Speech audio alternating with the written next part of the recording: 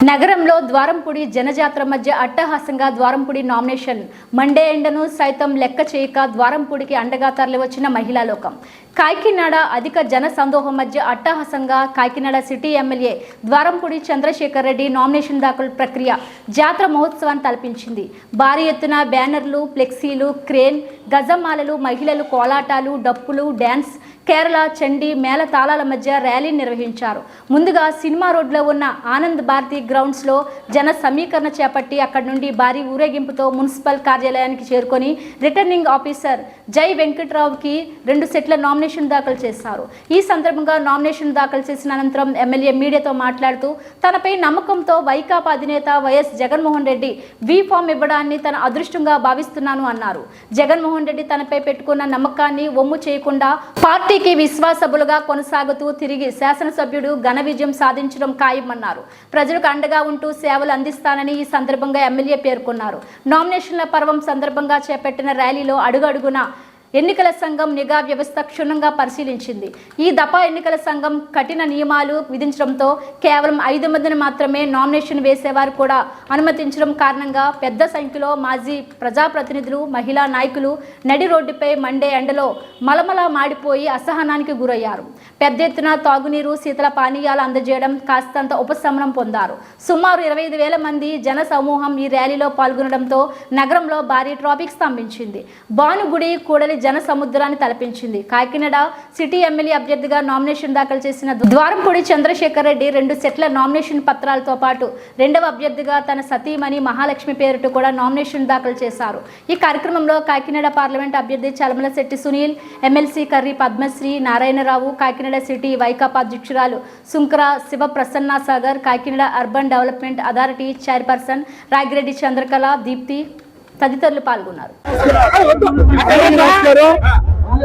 ఈరోజు కాకినాడ సిటీ నియోజకవర్గంలో వైఎస్ఆర్ కాంగ్రెస్ పార్టీ తరఫున ఈరోజు నేను నామినేషన్ చేయడం జరిగింది. నామినేషన్ తో పాటు ఏ ఫామ్ ని, బి ఫామ్ ని కూడా సబ్మిట్ చేయడం జరిగింది. చాలా సంతోషం.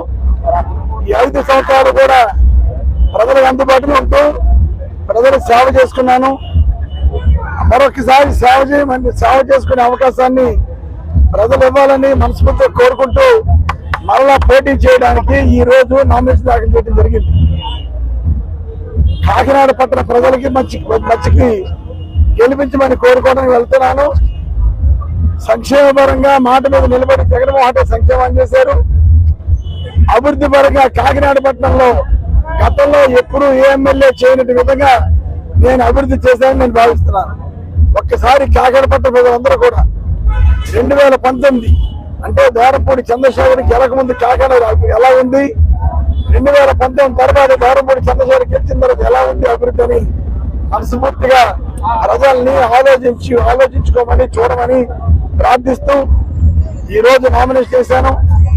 కాకినాడ పట్టణ ప్రజలందరూ పెద్ద మనసుతో నన్ను దీవించి ఆశీర్వదించి గతంలో ఎలాగైతే నన్ను ఎన్నుకున్నారో అలాగే అఖండమైన మెజారిటీతో గెలిపించమని ఎన్నుకోమని కోరుకుంటూ మరొక 5 సంవత్సరాలు సేవ చేసుకునే అవకాశాన్ని కాకినాడ పట్టణ ప్రజలందరూ ఇవ్వాలని మనస్ఫూర్తిగా కోరుకుంటూ నా మీద నమ్మకం ఉంచి మరలా ప్రజల్లో ఉన్నాను, ప్రజల్లో తిరిగాను, ప్రజలు కూడా చేశానని మా నాయకుడు జగన్మోహన్ రెడ్డి గారు భావించి మరలా నాకు బీఫామ్ ఇచ్చినందుకు మా నాయకుడు జగన్మోహన్ రెడ్డి కృతజ్ఞతలు తెలియజేసుకుంటూ పార్టీ పట్ల విశ్వాసంతో, పార్టీ పట్ల గౌరవంతో, నా మీద నమ్మకంతో, నా మీద గౌరవంతో ఈరోజు పెద్ద ఎత్తున కాకినాడ పట్టణం నుంచి వైఎస్ఆర్ పార్టీ కార్యకర్తలు, నాయకులు అందరూ కూడా తరలిరావడం జరిగింది నామినేషన్ వేసే సమరంలో.